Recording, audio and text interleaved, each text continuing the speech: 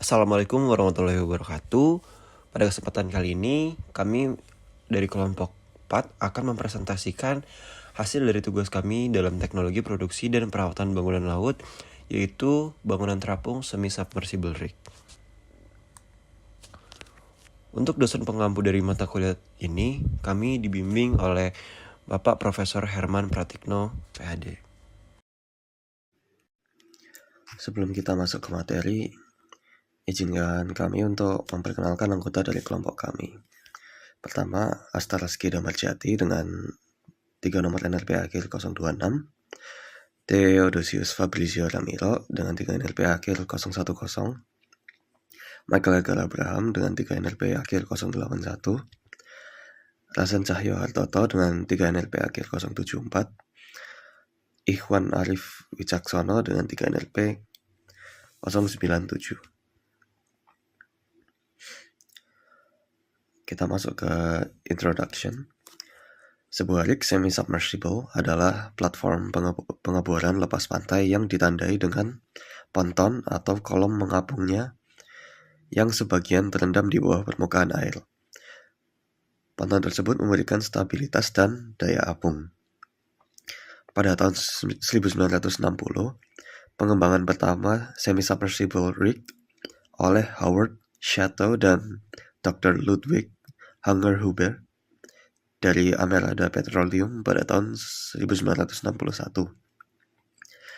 Pada tahun 2000, munculnya teknologi baru dinamika fluida komputasional atau CFD, peningkatan kontrol otomatis dan penggunaan bahan material yang lebih kuat dan ringan, meningkatkan kinerja rig semi-submersible.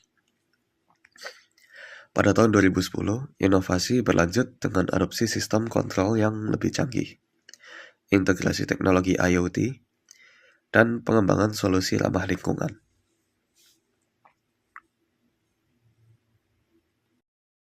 Selanjutnya ada bagian desain, yaitu offshore platform ini memiliki lambung atau kolam dan ponton yang cukup membuat struktur untuk mengapung, seperti layaknya kapal. Tetapi juga cukup berat untuk menjaga struktur tetap tegak dan stabil.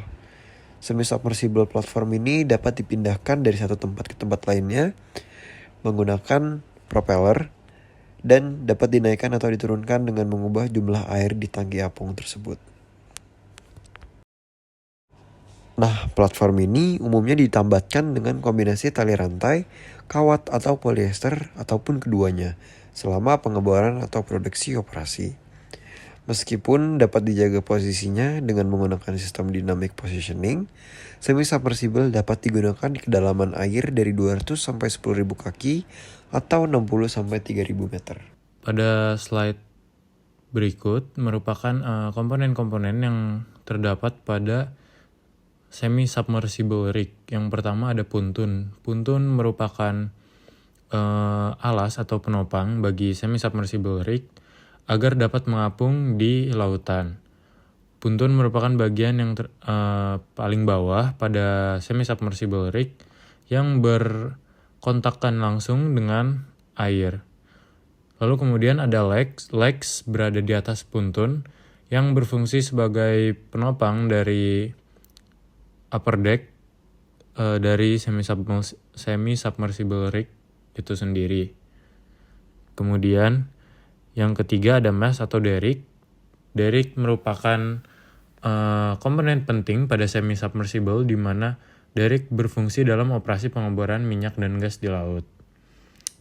Derrick sendiri yang berbentuk seperti menara berfungsi sebagai menara pengebor yang menyediakan ruang untuk mengangkat dan menurunkan rangkaian pipa bor ke dalam lubang bor. Lalu kemudian terdapat drilling system, di mana drilling system ini sendiri merupakan komponen lain yang di dalamnya juga terdapat derrick sebagai satu kesatuan pada drilling system. Kemudian ada crown block. Crown block merupakan komponen yang krusial juga pada semi-submersible yang berfungsi sebagai sistem pengangkat atau menaik turunkan beban pada proses pengeboran atau eksplorasi minyak yang dilakukan di laut oleh semi-submersible rig. Fungsi lain daripada crown block itu sendiri juga salah satunya adalah mengurangi beban pada hook atau katrol, lalu kemudian juga memindahkan drilling line.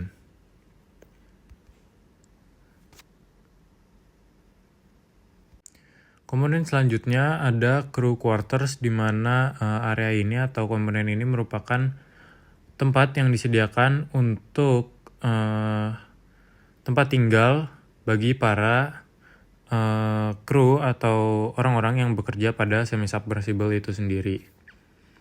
Lalu yang terakhir ada propulsion system, di mana sistem ini merupakan rangkaian yang terdiri dari alat-alat yang berfungsi untuk menggerakkan semi-submersible rig.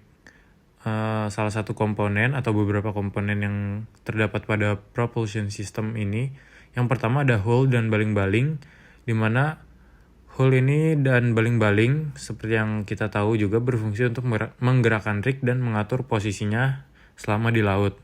Lalu kemudian ada mesin penggeraknya juga, dan yang terakhir terdapat sistem kontrol untuk menjaga posisi rig selama pengeboran, terutama dalam kondisi gelombang yang tinggi.